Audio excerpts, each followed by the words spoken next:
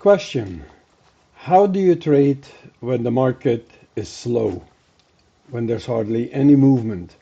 What do you do?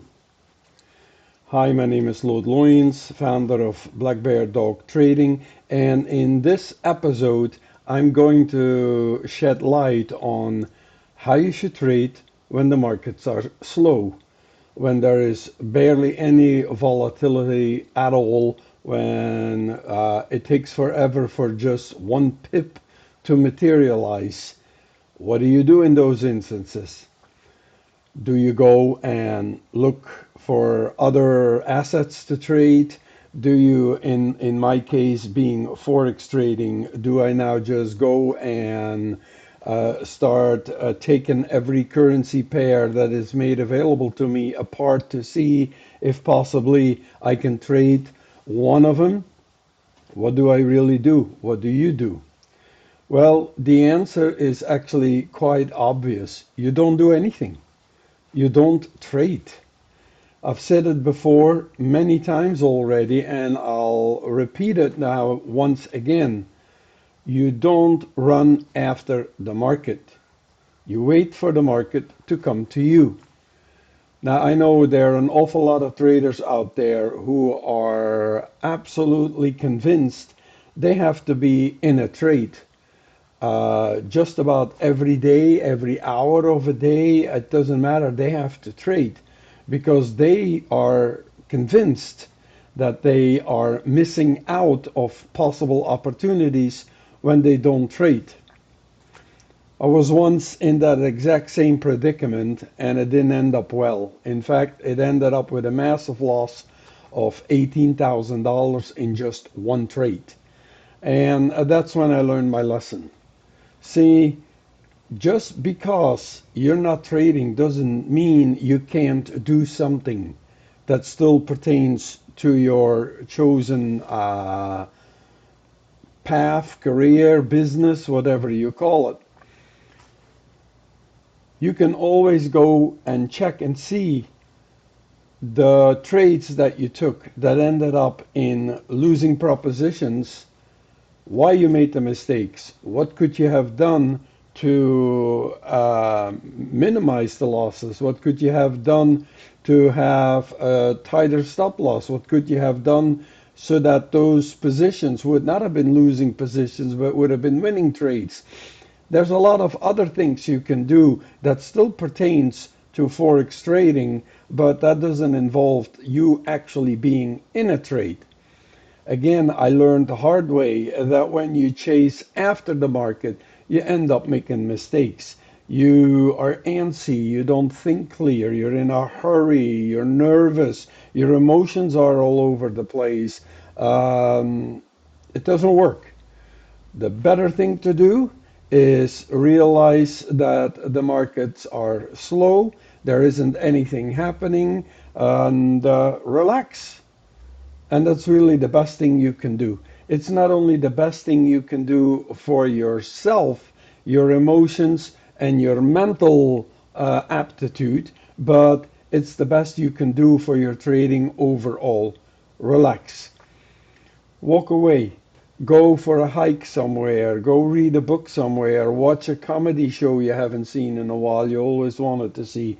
Go hang out in a mall. Do whatever and forget about trading. Forget about it. And if you really can't forget about it, then educate yourself. Watch videos about other people, how they trade, what they have to say about their trading strategy, or how they set their stop losses, or take their profits, or and take from it whatever you might find valuable. Read a book or ebook about forex trading. Read about stock market trading. It's how I discovered my path by reading the book by Jesse Livermore, and it completely changed my point of view. In fact, in this particular book, The Renaissance of a Stock Trader, he actually says that it's good once in a while to not trade.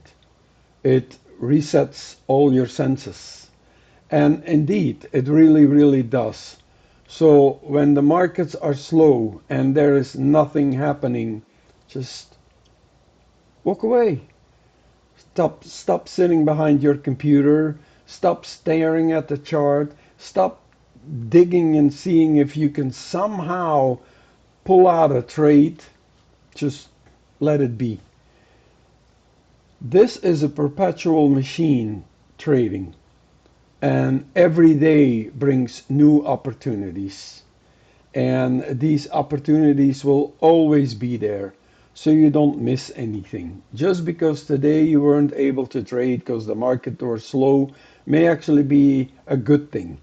So tomorrow you go back in front of your computer and you start a whole new day with a whole new attitude, with a clearer vision, maybe even a better approach, and you start trading again. Just don't chase after the market. I can't say that often enough. Fortunes have been lost by individuals who could not let go, even though the market was very slow, like it's been, forex trading at least, has been very slow for the last few days now. But it'll change. It'll change. It's just what it goes through. It's like any ordinary business. You have highs and lows, and you have actually slum days. And that's just how it goes. And the slump days are the days when there's absolutely nothing happening. The phone doesn't ring, salespeople are not able to get even a single sale. As long as that doesn't go on forever and forever and forever, there is nothing to worry about. And with forex trading, that doesn't go on forever.